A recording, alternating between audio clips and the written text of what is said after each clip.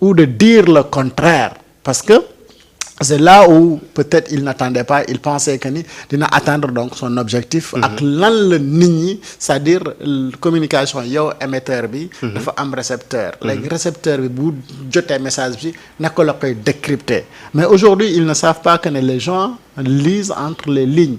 mooy que ni au-delà de li nga wax dañuy xool lan moo ci possible ak lan moo ci possible. c'est-à-dire ancienne école ñoom bi ñu jàngee.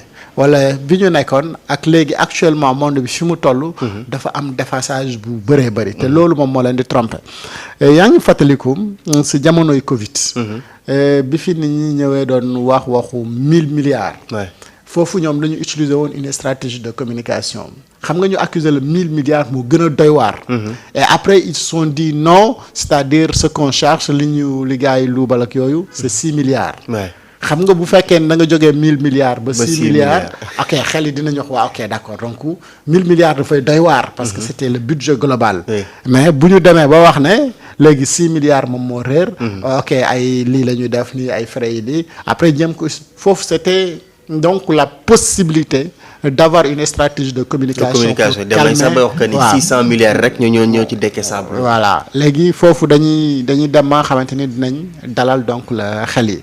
mais stratégie boobu noonu day fekk que ni ki ngay defal stratégie bi moom amul possibilité wu def la vérification derrière wala amul possibilité wu def après benn riposte moo tax après tout bi ñeneen ñi ñëwee am accès ci documents yi ils se sont rendu compte que ni non mais affaire bi ñu gars yi doon wax na 6 milliards la mais amaana ëpp na 6 milliards donc il faut ñu rendre compte. Et aujourd'hui on te dit que ni entre temps premier cabinet deuxième troisième quatrième ba cinquième cabinet bi nga xamante ni dañ ko lii mbirum ceeb ak yooyu rek li ci gars yi recouvrir mën na 2 milliards 500 ak yeneen ay cautionnement. donc ça veut dire que ni bu fekkee ni mbir yi mu ngi dem ba laal yeneen secteurs yi 6 milliards ñoom yi ñu doon wax démb. ne loolu moom moo lu bon ci 1000 milliards yooyu parce que c'était une stratégie de communication pour dire que ni il est mieux qu'on t'accuse de 6 milliards que de 1000 milliards. donc loolu pour atténuer bombe bi la.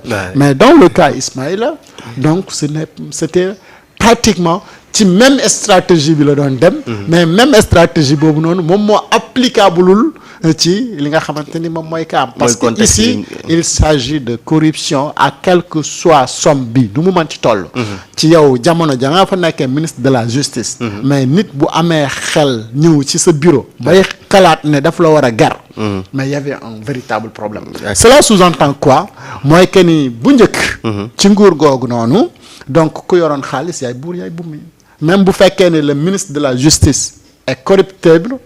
mais kon waxatuñu ñeneen ñi nga xamante ni ñoom ñoo nekk si. et puis lii ñu jaajëfal suñu Salsam nee na tey samedi la liggéey amul yéen a ñuy wettali merci Salsam ak ñeneen ñi nga xam ne ñëpp ñu ngi ñuy bàyyi xel mais tey lii nii bu fekkee ni enquête dem na ci ba aboutir que ni Ismaïla Madior Fall mi lii sa Cheikh Gueye laa wax c'est avéré est-ce que du jox Ousmane Sonko dëgg ci mbirum affairisme d'État parce que lii il s'agit des contrats yoo xam ni rokki comme ñu koy waxee da nga koy jox ay contrats en contrepartie mu yëkkati ay somme joxal am ñu doon wax sax que ni contrat yi yenn ministres yi ni ñu koy joxee dafa am ay quota dama lay jox contrat sàng mais man tamit dama ci am lii ak lii. alors xam nga je pense que ne la plupart des Sénégalais wala ñun ñëpp. quand on écoute Ousmane je veux dire le premier ministre Ousmane Sonko on ne comprend pas assez vite. li muy wax parce que non seulement li muy wax dafay am benn profondeur bi.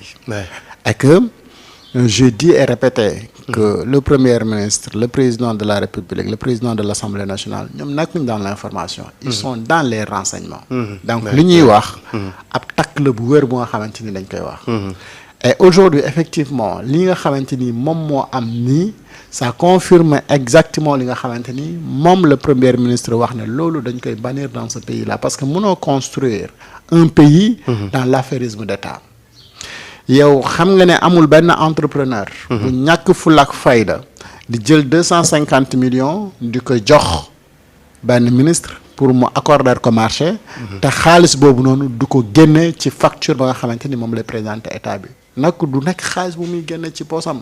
Dans un premier temps ci poosam lay génne parce que c'est un investissement mais en retour day dellu ci askan wi la koy dem collecter parce que facture bi il faut mu gën a salé que prix bi nga xamante ni normalement moom la ñu ko waroon mën a amee.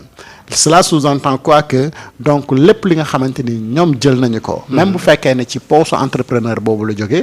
mais ci xaalisu askan wi la parce que entrepreneur boobu dina def ay schéma am ay mathématiques ba nga xam ne marché bi ñu koy jox moom bu ko facturer te askan wi di ko fay.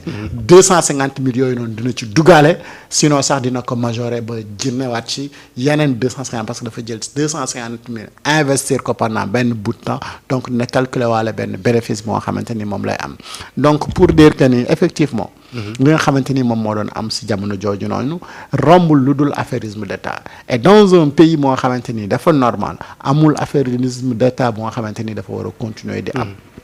les marchés publics dafa am nu nga xamante ni noonu lañ koy joxee ñi nga xamante ni ñoom ñoo war a soumettre dafa am critères am ay délais yu nga xamante ni noonu lañ koy def am ay corps de contrôle yu nga xamante ni daf ko war a contrôler mais marché gré à gré jox ma nangam ma jox la marché jox ma nangam ma jox la marché ñoo bokk nangam wala xaaral ma de créer société bi def ko ci sa tour dinaa joxe marché bi yow yaay administré mais ministre bi ci boppam des cas pareils dañu ko gisati ko déggati ko kenn ni da ngay ñëw ci benn ministère soit DAGE bi soit ministre bi wala un frère du ministre wala jegeñaale ministre ñoom ñooy am ay entreprises yu nga xam ne ñooy gagné ñoom dong ay marché ci ministère bi mais loolu bu nekkul affairisme d'État mais qu'on m'explique lan moo nekk donc affairisme d'État te loolu yëpp li nga xamante ni moom mooy njeexital bi mooy lay nekk ci suufu table bi les dessous de table et aujourd'hui quand on qualifie par exemple que les pays africains ñoom ñoo nekk ci pays yi nga xamante ni ñoom ñoo gën a nekk ci corruption notamment le Sénégal parce que am na indice bu nga xamante ni génne woon ko nañ ko ba def Sénégal ci liste grise bi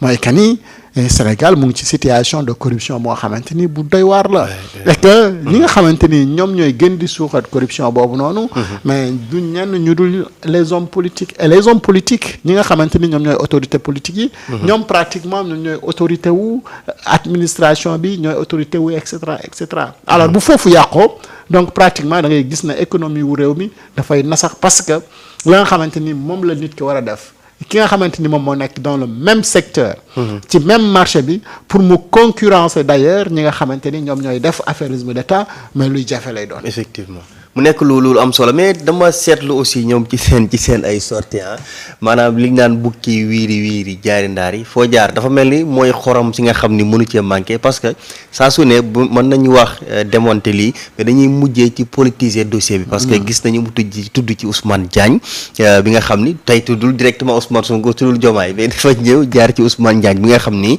moo ko fa wuutu mu jàpp ni xëy na am na mbirum règlement de compte yoo xam ni am na ci mu mel ni que tey Sénégalais bi koy déglu. bu comprendre mën na jàpp ni tey régime bi fi nekk ñoom ñoo taxaw pour faagaagal Ismaïla Madior Fall. oui effectivement parce que dafa doon jéem booy comprendre li muy wax. déplacer le débat. def ko un débat boo xamante ni c'est un débat politique. mais un règlement de compte. parce que boo rappelé wu.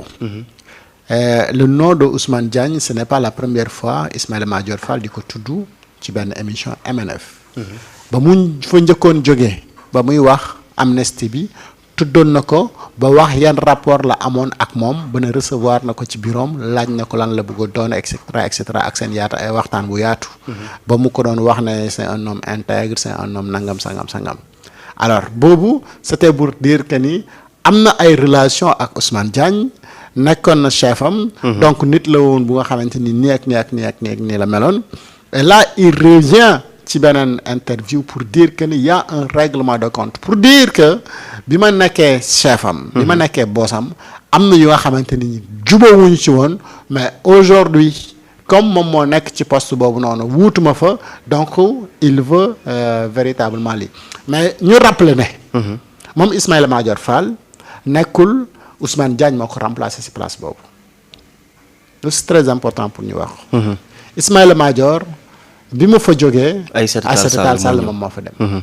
entre temps Aïssata Tall Sall def na fa ab liggéey. balaa Ousmane Diagne di ñëw di wuutu Aïssata Tall Sall donc ci place boobu noonu. donc règlement de compte mënul am foofu noonu.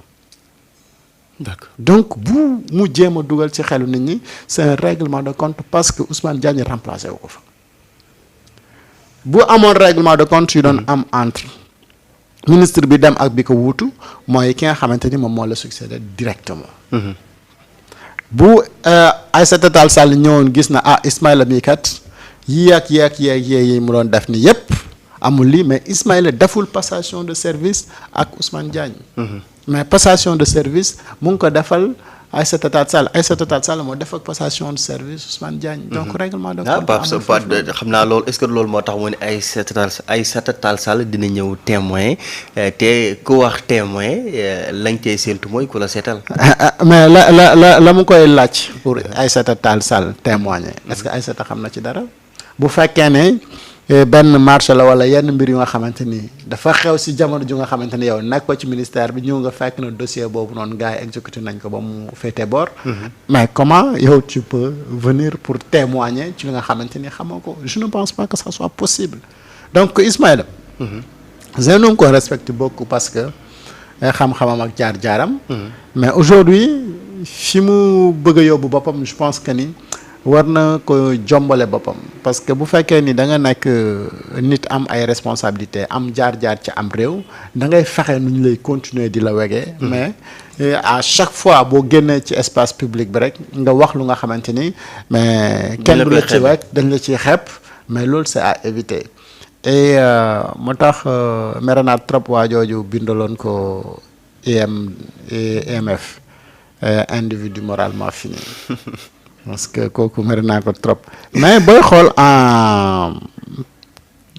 da ngay comprendre le pourquoi les gens di am ces inspirations bu fekkee ni da nga nekkoon benn modèle bu nga xamante ni ñëpp dañu doon inspiré wu ci yow et aujourd'hui ça soo waxee rek ñu ne la ay cam parce que en réalité dañuy defee gis ci sa wax ji lu bëri lu nga xamante ni dafa waroo ak li nga xamante ni moom mooy réalité bi moom mooy dëgg bi suñu mag ñi nag ku yabu bi leen bàyyi xel de li ñuy ñaan mujj gu rafet ñoom fu ñuy ñaane mujj gu rafet la ñuy ñaan mais mujj gu rafet lu mat a ñaan la ak am solo gis nga bu la yàlla naree toroxal rek day fexe ba sa mujjanteel ci dund du rafet nit nekk na ab saay-saay dem bay waaj a faatu yàlla soppi ko jaarale ko ci yoon bu baax la nit ñi di retenir ci moom yépp mooy la mu mujjee def fi mu toll nii Ismaïla jaar-jaaram ak parcours am yépp li ci nit ñi di mujjee jàpp mooy à partir bu mu nekkee tailleur ba suñu jon yàllaay tey ci